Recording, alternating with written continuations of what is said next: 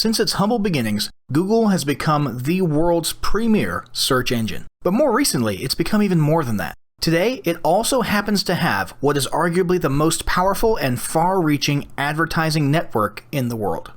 Today, with Google AdWords, you can put your offers in front of motivated buyers as sponsored search results. This means people are seeing your ad at the very moment they're searching for your solution. What could be more powerful than that? Then there's the display network. Ever notice all those images and ads in the sidebars, top and bottom of almost every website you visit? And more banners mixed in with the content? Often retargeting ads for a product you recently viewed? There's a good chance most of those ad spots were part of the Google display network. When you combine the perfect timing of search result ads and the far reach of the display network with the very reasonable cost per click of Google AdWords, it becomes a must-have advertising solution. Here's some stats that paint a clear picture of why you should be using Google Ads. Google owns over 70% of the search market share. They officially have the world's largest ad network. Google's display campaigns reach a whopping 80% of global internet users. When people see display ads, they're over 150% more likely to search for brand or segment-specific words. And even if you're planning to just focus on organic SEO, you need to have Google Ads in the mix.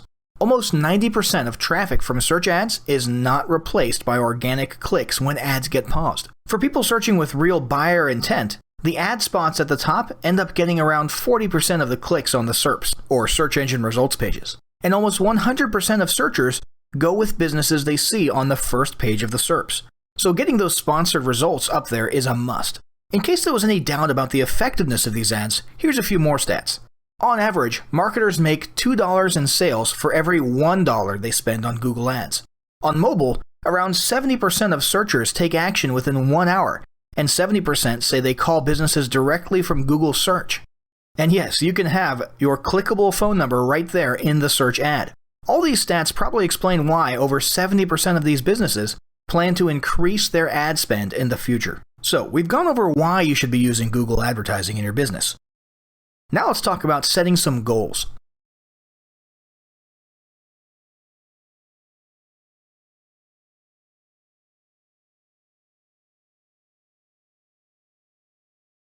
Establishing goals is critical to the success of your marketing.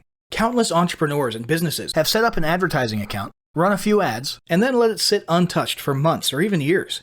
This is usually due to a lack or absence of goals. So before you even begin establishing any sort of strategy, you need to establish clear goals. Your goals should be specific, measurable, and attainable. They can be long-term, short-term, or a mix of both. Deadlines and milestones can be helpful as well. Let me give you an example. I want to increase my traffic and sales would be an example of a bad goal that will likely result in your marketing efforts petering out after a while, because there's no specifics or milestones. On the other hand, I want to generate 1,000 new leads by Christmas is an example of a good goal. It's specific, measurable, and certainly attainable.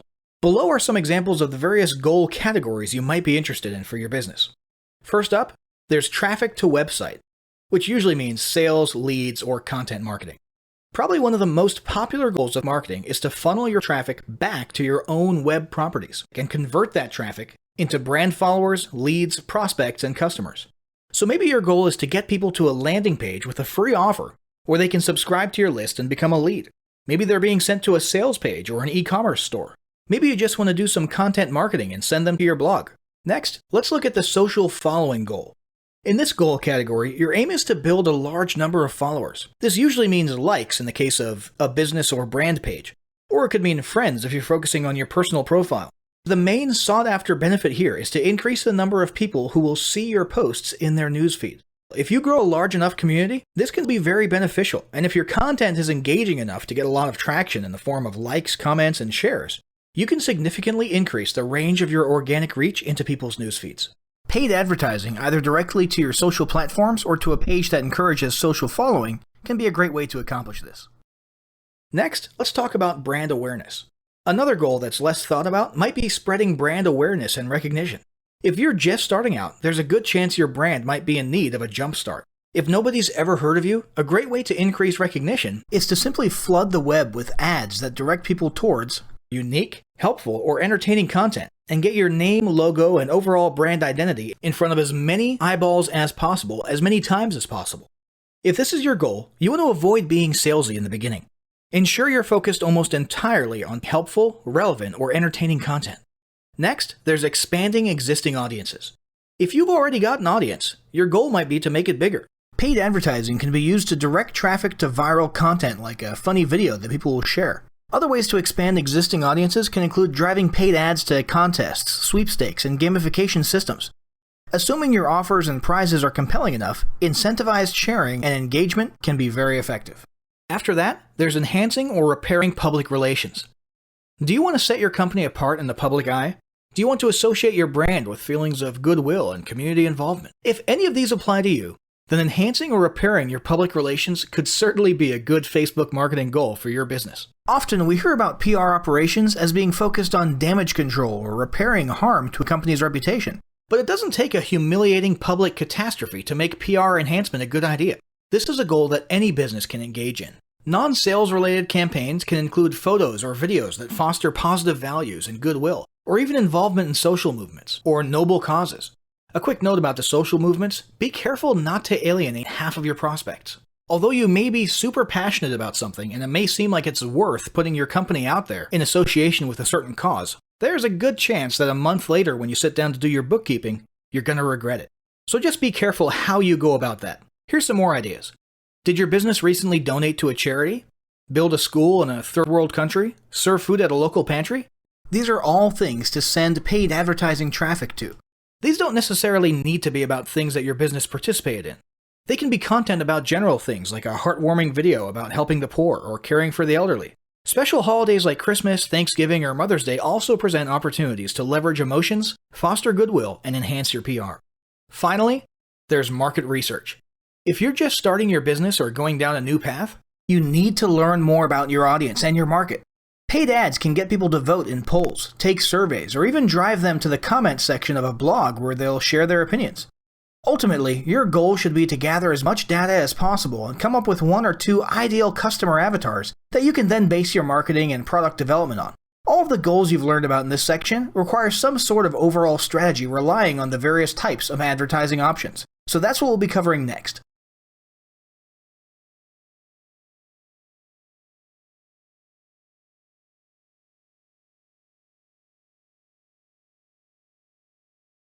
Now that you've got your goals established, it's time to start cranking out some quality ads. Let's look at some of the types of ads you can create and leverage in your marketing. First up, there's search ads. Search advertising is the ultimate perfect timing advertising method. These are ads that appear above, below, or next to search results. They're native ads, which means they look more or less like organic search results and blend in, except for the single word ad in a tiny box next to the URL. These ads show up based on keywords that are targeted during the ad creation process, as well as any other criteria or parameters you specified, such as geographic location. The great thing about search ads is that you're literally putting your solution right in front of people with the problem, exactly where they're looking and exactly when they're looking for it. The value of offering a product or service at the very moment someone is searching for it is obviously priceless.